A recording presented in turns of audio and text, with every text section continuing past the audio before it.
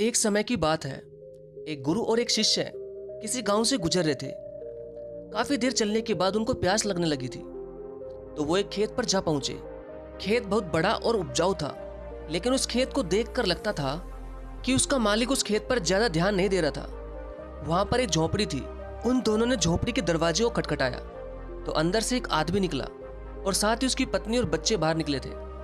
सभी ने फटे पुराने कपड़े पहने हुए थे। गुरुजी ने बहुत ही विनम्र निवेदन किया, क्या हमें पीने का पानी मिल सकता है? किसान ने उन दोनों को पानी पिलाया। पानी पीने के बाद गुरु बोले, आपका खेत बहुत बड़ा है, लेकिन क्या आप इसमें कोई फसल नहीं उगाते? किसान बोला, नहीं, हम फसल नहीं बोते। गुरुजी बोले, तो आप लोगों का गुजारा कैसे चलता है? किसान बोला, गुरुजी, हमारे पास एक भैंस है जो बहुत सारा दूध देती है, और उसमें से कुछ दूध बेचकर हम गुजारा कर लेते हैं और बाकी बचे दूध को हम सेवन कर लेते हैं। गुरुजी बोले, इतनी बड़ी जमीन को यूं ही व्यर्थ खाली छोड़ना, यह आपके आने वाली पीढ़ी के लिए बहुत ही खतरनाक साबित हो सकता है। खाली एक भैंस पर निर्भर होना आपके लिए ठीक नहीं है। लेकिन किसान बहुत ही आलसी था। उसने कहा कि हमें मेहनत करने की क्या जरूरत है? 15 किलो रोज दूध देने वाली भैंस से हमारा गुजारा ठीक ठाक हो जाता है। तभी गुरुजी बोले, लेकिन आपको मेहनत तो करनी चाहिए, समय का कोई पता नहीं होता। लेकिन गुरुजी की बातों को किसान हवा में ले गया। अब शाम हो चुकी थी और देर भी काफी हो गई थी, तो गुरु और शिष्य ने कहा कि आज की रात हम लोग यहीं बिताएंगे और सुबह जल्दी ही यहाँ से प्रस्थान करेंगे। यह कहकर गुरुजी ने उस परिवार से वहां रुकने के लिए अनुमति मांगी, और किसान की हाँ करते ही वह दोनों वहीं रुक गए। फिर आधी रात को गुरु ने शिष्य को जगाया और बोले, चलो हमें इसी वक्त यहाँ से आगे के लिए निकलना है, और साथ ही इस परिवार की भैंस को साथ लेकर कहीं जंगल में छोड़ देते हैं। शिष्य को अपने गुरु की बात का आश्चर्य हुआ, क्योंकि जिस गुरु ने उसको सही मार्ग पर चलना सिखाया था, आज वही गुरु किसी के साथ बुरा करने को बोल रहे थे। लेकिन क्या करे, गुरु आखिर गुरु थे, इसलिए उसे गुरु की बात को तो मानना ही था। फिर वह दोनों उस आदमी की भैंस को लेकर जंगल की ओर चल दिए और उस भैंस को काफी दूर जंगल में ऐसी जगह छोड़ दिया जहां से उस भैंस का वापस आना नामुमकिन था। इस घटना के बाद शिष्य का मन बेचैन सा रहने लगा, और लगभग 6 से 7 वर्ष बाद जब वह शिष्य बड़ा गुरु बन गया था, तो उसने सोचा क्यों ना उस किसान से मिला जाए। अब तक तो वह बर्बाद हो चुका होगा, क्यों ना उसकी आर्थिक मदद की जाए, जिससे कि उस दिन की गुरुजी के द्वारा की गई गलती को सुधारा जा सके। शिष्य उस किसान की मदद करने के लिए निकल पड़ा, और काफी देर चलने के बाद वह किसान के घर पहुंच गया। लेकिन वहां पर पहुंचकर वह शिष्य बहुत ही ज्यादा आश्चर्यचकित हो गया। जो खेत खाली पड़ा रहता था, वहां उसने बहुत ही हरियाली देखी। एक तरफ गेहूं की खेती, तो दूसरी तरफ बड़े बड़े फलों के पेड़ लगे हुए थे, और साथ ही में एक अच्छा सा बड़ा सा घर बना हुआ था। यह सब देखकर शिष्य ने सोचा कि लगता है वह किसान और उसका परिवार उस भैंस के चले जाने के बाद सब कुछ बेचकर चले गए हैं। तभी यह सब सोचकर वह शिष्य वहां से वापस जाने लगा। लेकिन अचानक ही उसने उसी किसान को देखा जिसके घर में वह गुरु और शिष्य रात को रुके थे।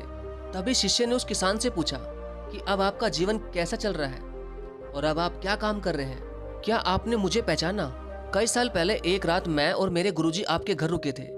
तभी किसान मायूस होकर बोला, हाँ, कैसे भूल सकता हूँ उस रात को, जब आप दोनों बिना बताए ही यहाँ से चले गए थे, और साथ ही उस रात हमारी भैंस भी न जाने कहाँ चली गई थी और आज तक वापस नहीं आई। काफी दिनों तक हम इसी बात को लेकर परेशान रहे कि अब घर का गुजारा कैसे चलेगा, और कुछ भी समझ में नहीं आ रहा था कि अब हमें क्या करना चाहिए। और कई साल खाली बैठकर एक भैंस पर ही निर्भर रहकर हम सब बहुत ही ज्यादा आलसी हो गए थे। लेकिन तभी मुझे तुम्हारे गुरुजी की बात याद आ गई। उन्होंने भी यही कहा था कि एक भैंस पर निर्भर रहना आपके लिए आने वाले समय पर भारी पड़ सकता है। लेकिन उस समय मैंने उनकी एक ना सुनी। लेकिन भैंस के जाने के बाद फिर मैंने जंगल से लकड़ियां काटकर बाजार में बेचना शुरू किया, और धीरे धीरे पैसे बचाकर उन पैसों को अपने खेतों में लगाने लगा। फिर धीरे धीरे मैंने फलों के पेड़ भी लगाना शुरू किए। इसके बाद मैंने थोड़े से ही पैसों में अनाज उगाना भी शुरू किया। ऐसे ही करते करते आज मैं गांव का बड़ा व्यापारी बन गया और मेरा जीवन बदल गया। आपके गुरुजी ने मुझे सही कहा था कि हमारी जमीन बहुत ही उपजाऊ है, इसे हमें खाली नहीं छोड़ना चाहिए था। आगे वह किसान बोला, अगर उस दिन मेरी भैंस नहीं गई होती तो शायद यह सब कुछ आज मेरे साथ नहीं होता और मेरा जीवन भी इतना ना बदलता। यह सब सुनकर शिष्य बोला, लेकिन यह सब तो आप पहले भी कर सकते थे। किसान ने कहा, बिल्कुल कर सकता था, लेकिन उस समय मेरा काम बिना मेहनत के चल रहा था और मुझे कभी लगा भी नहीं कि मैं यह काम करने में भी सक्षम हूँ। इसलिए मैंने कभी कुछ अलग करने की कोशिश भी नहीं की। लेकिन जब मेरे पास कोई और चारा नहीं था तो मुझे लगा कि मुझे कोई और दूसरा काम शुरू करना चाहिए जिससे कि मैं अपने परिवार का अच्छे से पालन पोषण करूं।